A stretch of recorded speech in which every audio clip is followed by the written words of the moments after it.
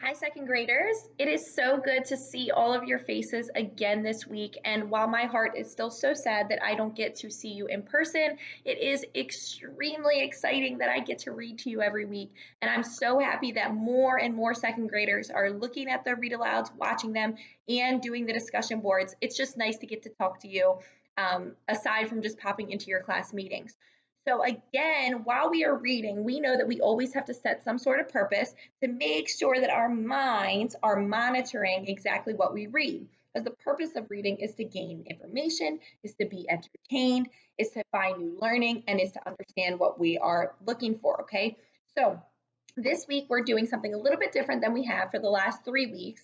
We're going to be reading nonfiction. So remember, nonfiction is what? Good. We're talking about true, cold, hard facts. Okay, so this expository text is going to give us some new learning. And I know a lot of you love to read nonfiction. So, what we're going to do today, your job is to be able to retell events in the correct sequence. Okay, so remember, if we told it out of order, it wouldn't make sense by making connections within a text in order to understand what you read. So, the book that I have picked today is something very different and interesting.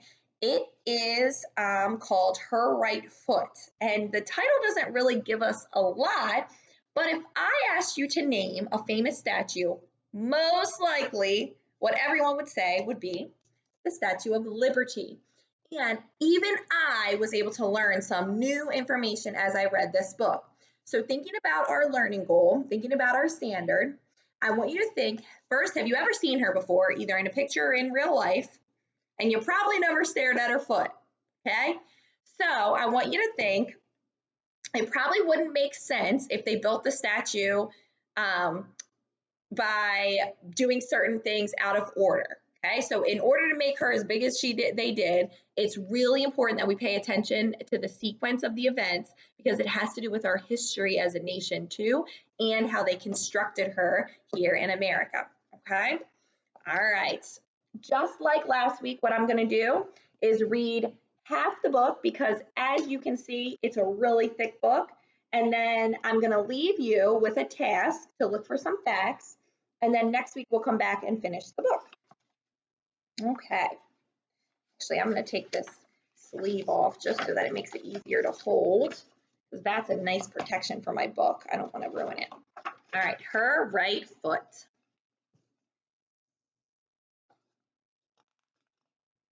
By Dave Eggers, art by Sean Harris. And I love the art in this book because it takes a nonfiction thing and makes it kind of more of like an illustrated story. You have likely heard of a place called France.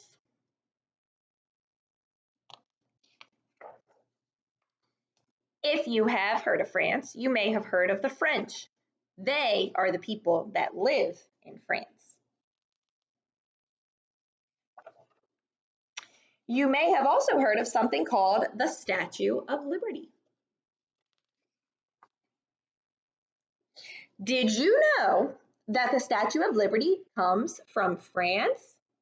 This is true. This is a factual book. There's your first fact. One day, a Frenchman named Edouard de la Boulaye had an idea. Oh, you should try to say that. The idea was to celebrate the 100 years the United States of America had been around by giving them a giant sculpture.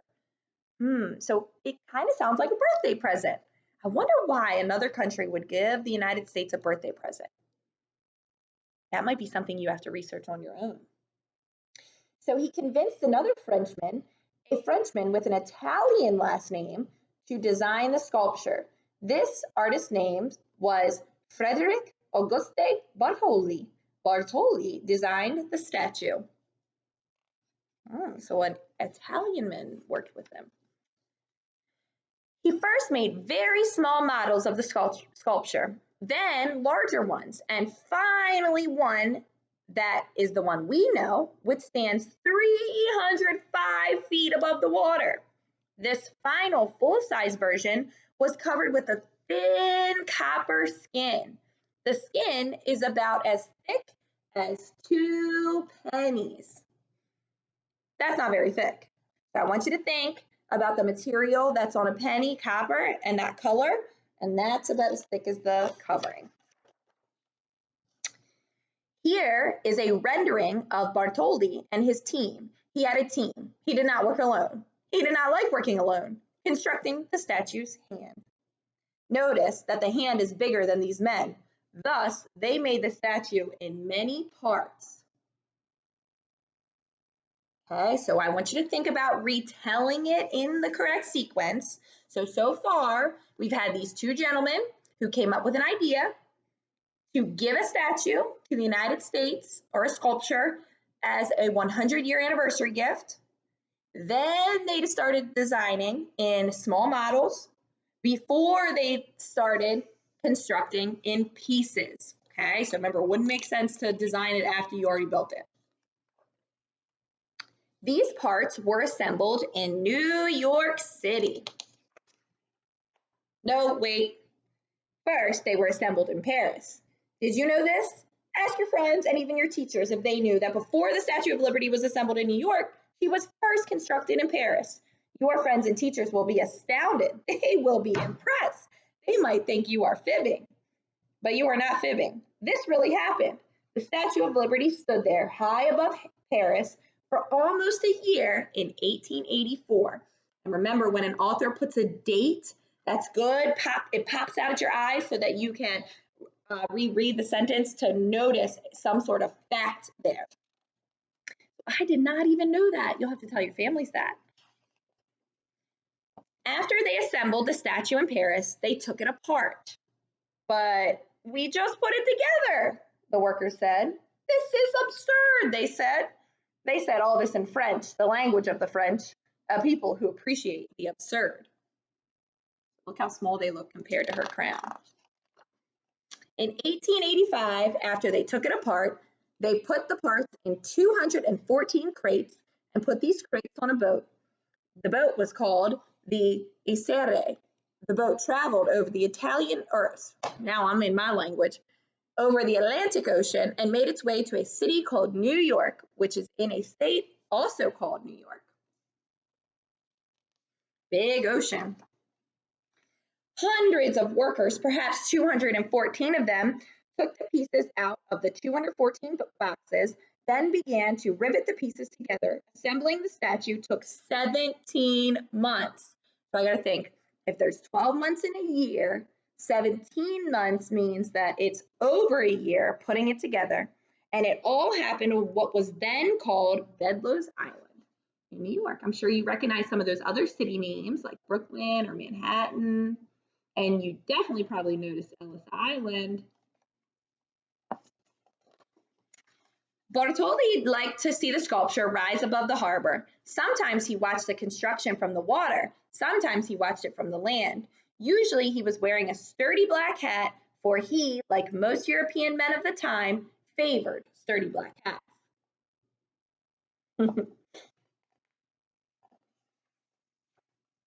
You may have noticed by now that the pictures of the Statue of Liberty in this book have her colored brown. You may have thought the illustrator of this book was not so good at his job, because we all know the Statue of Liberty to be a certain greenish blue. But the Statue of Liberty was made of copper, and copper starts off brown. Then very slowly, when left outside for long periods of time, copper will eventually oxidize. And when it does, it turns this blue-green color. That's a fact that you may not have known. Interesting. And that probably goes into the sequence of how she became the statue that we all know today. So the Statue of Liberty that everyone in New York saw being constructed was actually brown. The Statue of Liberty, in fact, was brown for about 35 years. The statue turned green around 1920 and has been this color ever since. Perhaps you already knew that.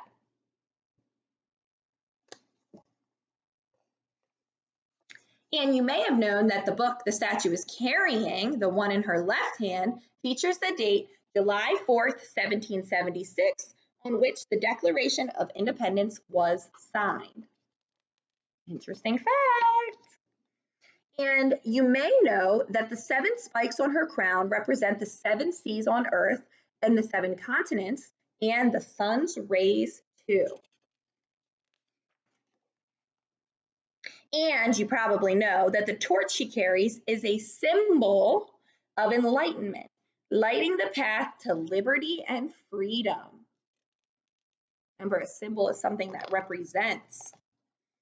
And you might have known that at one point, Thomas Edison, inventor of the light bulb and the record player, once proposed to have a giant record player inside the Statue of Liberty.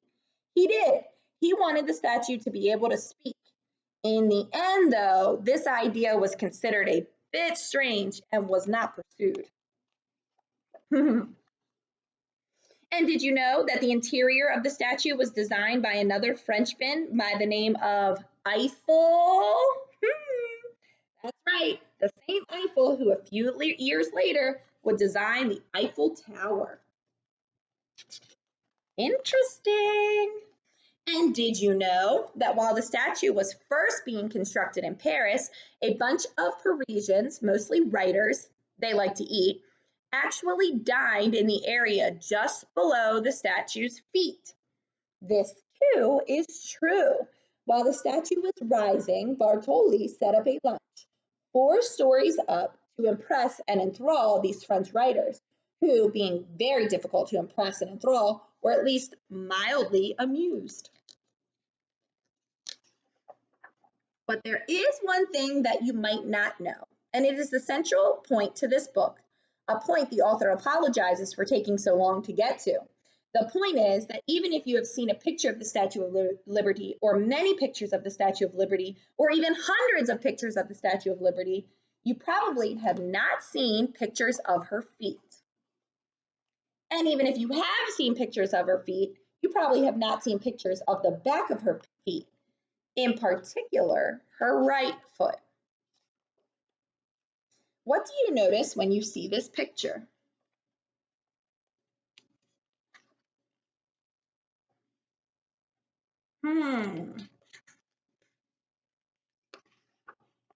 That's right. She is going somewhere. She is on the move. Let's pause here and collect ourselves and think about this. Let's discuss this. Let's think about and discuss the fact that this is the largest sculpture in all the land and the most iconic symbol of the United States of America. Let's talk about the fact that this statue has welcomed millions of visitors and immigrants to the USA. People talk about her unusual headwear. They talk about her gown, which seems a very heavy kind of garment and would likely result in serious lower back issues. They talk about her beautiful torch and the severe look on her face. But no one talks about the fact that she's walking. This 150-foot woman is on the go. I am going to stop there for today to make you want some more in thinking, where is the Statue of Liberty going? Why did they design her with her right foot arched like she's walking? Okay, so you're gonna have 2 tasks this week. One, we kind of retold the events in order as she was being built, so we did that, big check. What we did not do, though, is record some facts while we were learning or reading in order to understand what we read. So below this video today, I'm going to post those questions, but I'm also going to post a fact-finding sheet. So you can either just write in the box, or you can download the sheet and type right in it and just repost it there for me to take a look at.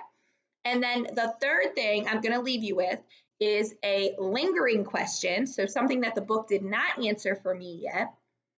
Why did they build her that way? Where is she going? And I am so excited to see what you have to say about that.